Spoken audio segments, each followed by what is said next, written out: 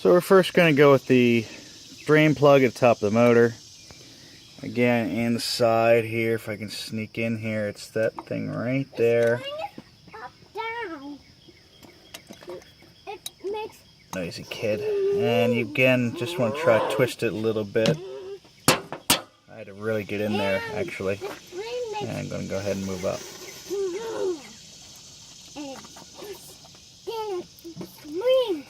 Like this.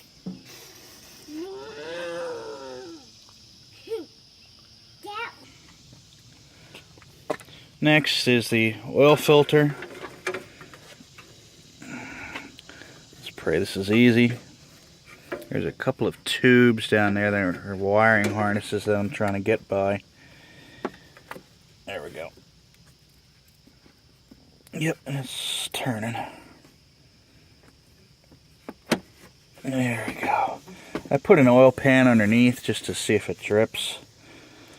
Now I got it. Get it out of there. You don't want to take that all the way off because it's kind of tight already. I'm going to twist that off. There is a little bit of oil. The motor's been off for at least a few hours. Going right there, yay. Yep, and there is some drippage, so just heads up on that. Okay.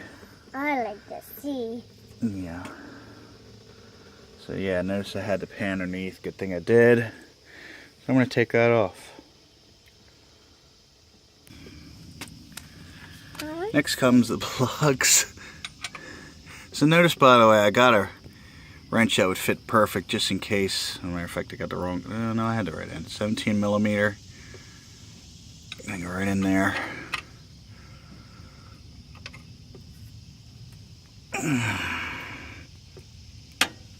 This one's not as easy, let's put it that way.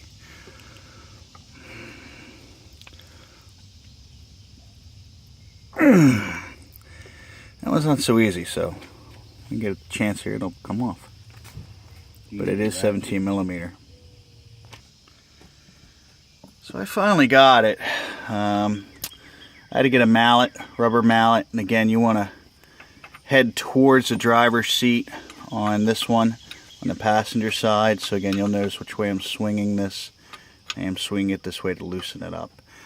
And I'll have both those bolts taken off next time you have this run. So both the plugs are off, as you can tell by the oil dripping in. Quite a lot of oil. Notice that size of the pan. Also, make sure you don't lose your wrench in the oil like I just did. So it's at the very, very bottom there. And now I'm about to thread those back on and go from there.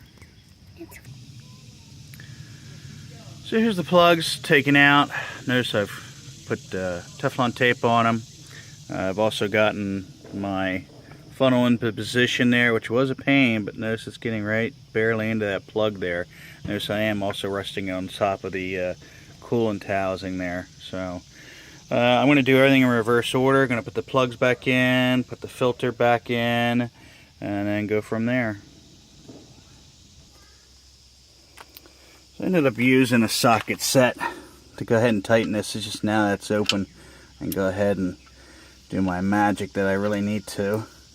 Apparently I'm not there quite yet on these, but it was really helpful.